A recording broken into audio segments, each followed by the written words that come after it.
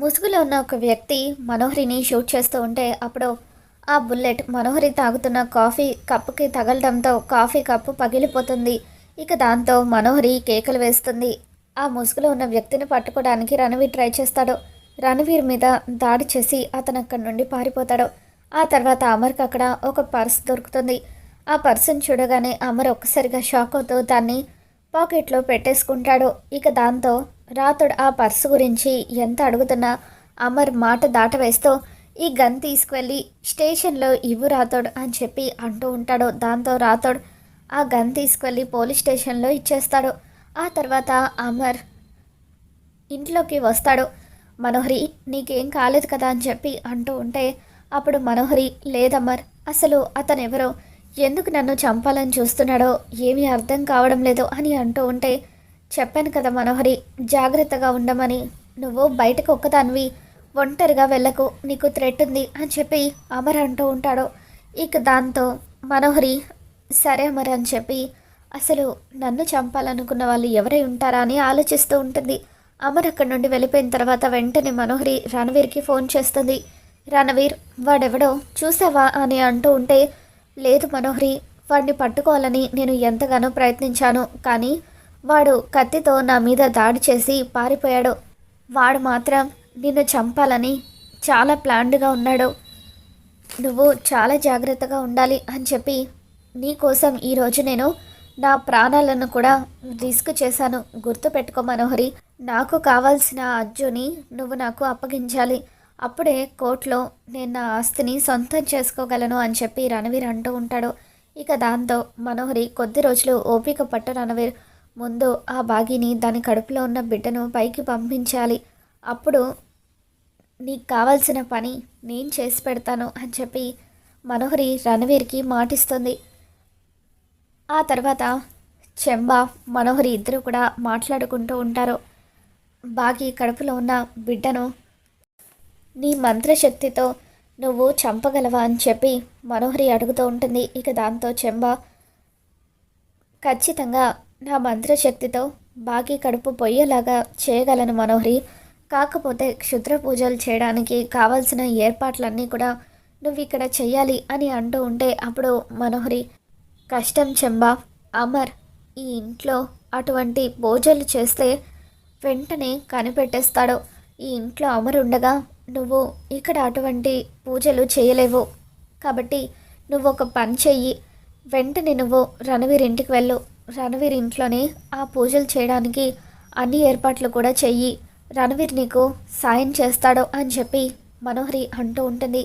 ఇక దాంతో చెంబా సరే అని చెప్పి వెంటనే బయలుదేరి రణవీర్ ఇంటికి వెళ్తుంది. అక్కడ బాగి కడుపులో ఉన్న బిడ్డను చంపడానికి అన్ని ఏర్పాట్లు కూడా చేస్తుంది. రాత్రిపూట అమర్ తనకు దొరికిన పర్స్ని ఓపెన్ చేసి చూస్తాడు. అందులో వినోద్ ఫోటో ఉంటుంది. అసలు వినోద్ ఎందుకు మనోహరిని చంపాలని చూస్తున్నాడు అని చెప్పి అమర్ షాక్లో ఉండిపోతాడు.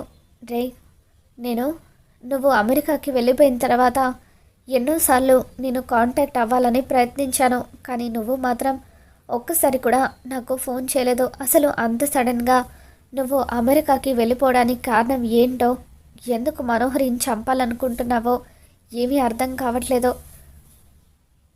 ఒక్కసారి నాకు ఎదురుపడు వినోద్, నీ కోపానికి కారణం ఏంటో నేను తెలుసుకోవాలని అనుకుంటున్నాను, అంతేకాని నువ్వు ఆవేశపడి ఆ మనోహరిని చంపడం వల్ల హంతకుడు అవుతావు తప్ప ఎటువంటి ఉపయోగం ఉండదని చెప్పి అమర్ వినోద్ గురించి ఆలోచిస్తూ ఉంటాడు. వినోద్ మనోహరిని చంపాలని చూస్తున్నట్టు ఎట్టి పరిస్థితులను ఇంట్లో ఎవరికీ తెలియకూడదు, అలా తెలిస్తే వినోద్ మీద అందరూ కూడా చెడు అభిప్రాయంతో ఉంటారు అని చెప్పి అమర్ అనుకుంటూ ఉంటాడు. మరోవైపు వినోద్ ఒక ఇంట్లో మనోహరి గురించి ఆలోచిస్తూ ఉంటాడు.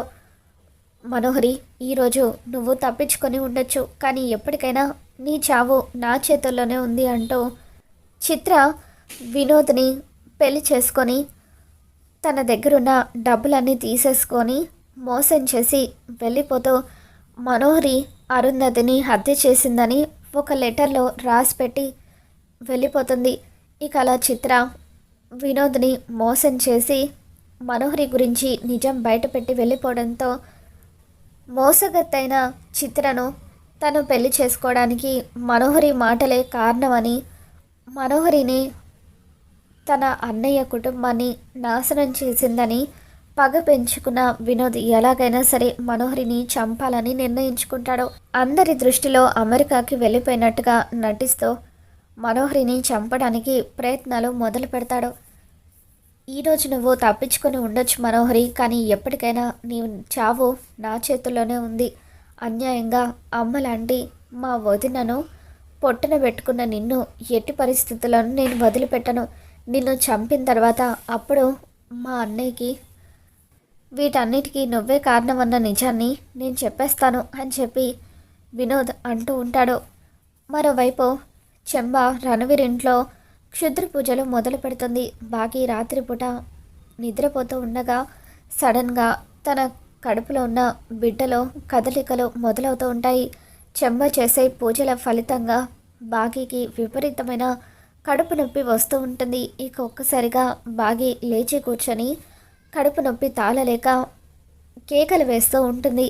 లాన్లో నిలబడి ఆలోచిస్తున్న అమర్ బాగీ కేకలు విని పరుగు పరుగున ఇంట్లోకి వస్తాడు.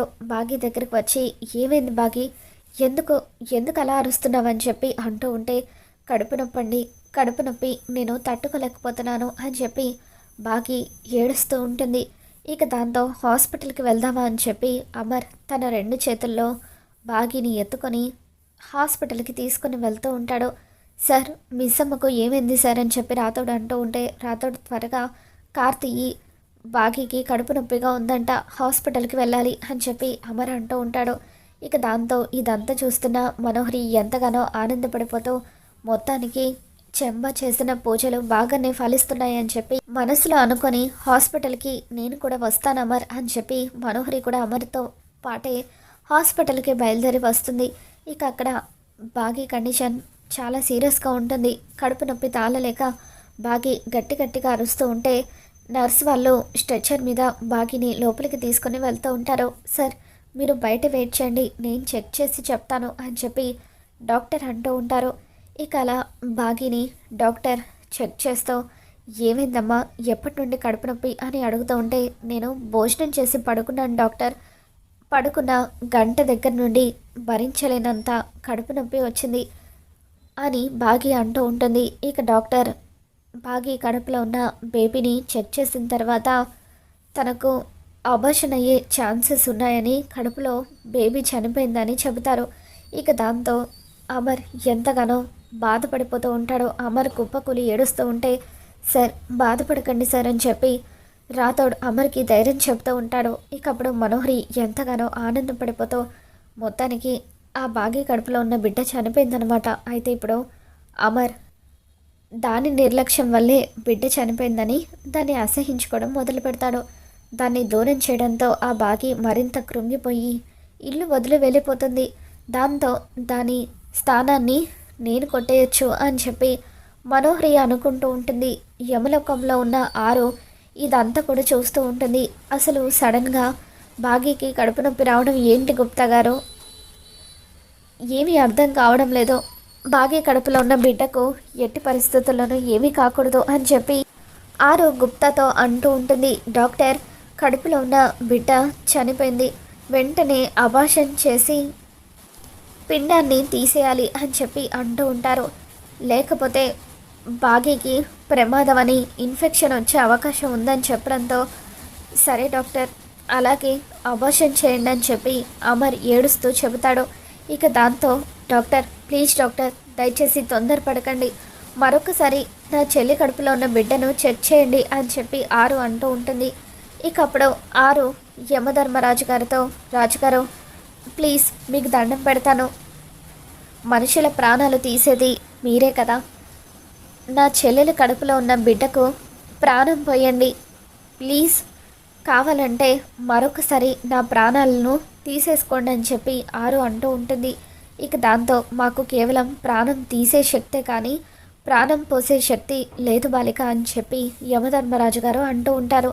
ఇక దాంతో ఆరు ప్లీజ్ మీకు దండం పెడతాను, నన్ను దూరం చేసి నా కుటుంబాన్ని ఎంతగానో బాధ పెట్టారో, ఇప్పుడు ఈ భూమి మీదకి రాని పసికందు మీద కూడా మీ ప్రతాపం చూపించి నా కుటుంబాన్ని ఇంకా బాధ పెట్టకండి అని చెప్పి ఎంతగానో బతిమలాడుతూ ఉంటే ఇకప్పుడు ఆ పరమశివుని కార్తీక మాసంలో ఆరు పూజించి వేడుకోవడంతో ఆ పరమశివుని అనుగ్రహంతో ఆరుకి ఒక వరం లభిస్తుంది.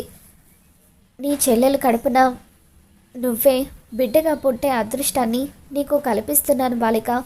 వెంటనే నీ ఆత్మను నీ సోదరి కడుపులో ఉన్న బిడ్డలోకి ప్రవేశపెడుతున్నానని చెప్పి శివయ్య నుండి ఒక పిలుపు వినిపిస్తూ ఉంటుంది. ఇక దాంతో ఆరు ఎంతగానో ఆనందపడిపోతూ ఉంటే యమధర్మరాజు శివుని ఆజ్ఞ మేరకు ఆరు ఆత్మను బాకీ కడుపులోకి ప్రవేశపెడతారు.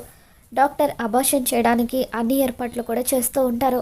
అలా డాక్టర్ అన్ని ఏర్పాట్లు చేస్తూ ఉండగా సడన్గా బాగి కడుపుకి అటాచ్ చేసిన ఆ మిషన్లో నుండి హార్ట్ బీట్ సౌండ్ వినిపిస్తూ ఉంటుంది. ఒక్క నిమిషం ఉండండి, బేబీ హార్ట్ బీట్ వినిపిస్తున్నట్టుంది అని చెప్పి డాక్టర్ మరొకసారి బాగిని చెక్ చేస్తూ ఉంటారు. ఇక అలా బేబీ హార్ట్ బీట్ వినిపిస్తుంది అంటే బేబీకి ప్రమాదం ఏమీ లేదు అని చెప్పి డాక్టర్ కన్ఫర్మ్ చేసుకున్న తర్వాత అమర్ దగ్గరకు వచ్చి, అమరేంద్ర గారు, ఇప్పటి వరకు హార్ట్ బీట్ వినిపించకపోవడంతో బేబీ చనిపోయిందని మేమంతా అనుకున్నాము, అబార్షన్ చేద్దామని కూడా అనుకున్నాము. కానీ ఏదో మిరాకిల్ జరిగినట్టుగా సడన్గా మళ్ళీ బేబీ హార్ట్ బీట్ వినిపించడం స్టార్ట్ అయింది. ఇప్పుడు బేబీని మరొకసారి చెక్ చేసాము, ప్రమాదం ఏమీ లేదు, she's out of danger. Baby ఇంకా బాగీ గారు ఇద్దరు కూడా సేఫ్గా ఉన్నారు. మీరు కొద్దిసేపటి తర్వాత వాళ్ళను ఇంటికి తీసుకొని వెళ్ళొచ్చు అని చెప్పి డాక్టర్ అంటూ ఉంటారు. ఇక దాంతో మనోహరి ఒక్కసారిగా షాక్ అవుతూ ఉంటుంది. అమర్ మాత్రం చాలా హ్యాపీగా ఫీల్ అవుతూ ఉంటాడు. Thank you doctor, thank you so much అని అంటూ ఉంటే, నేను కొన్ని ట్యాబ్లెట్స్ రాసిస్తాను, టైం ప్రకారం బాగీ గారు ఆ ట్యాబ్లెట్స్ వేసుకోవాలి, డెలివరీ వరకు కూడా చాలా జాగ్రత్తగా ఉండాలి, ఎంత వీలైతే అంత రెస్ట్ తీసుకోవాలని చెప్పి డాక్టర్ అనడంతో అమర్ బాగీని మరింత జాగ్రత్తగా చూసుకుంటూ ఉంటాడు. మరి రాబోతున్న ఎపిసోడ్లో ఏం జరగబోతుందో మళ్ళీ మన ఛానల్లో తెలుసుకుందాం. ఈ వీడియో మీకు నచ్చినట్లయితే తప్పకుండా లైక్ చేయండి.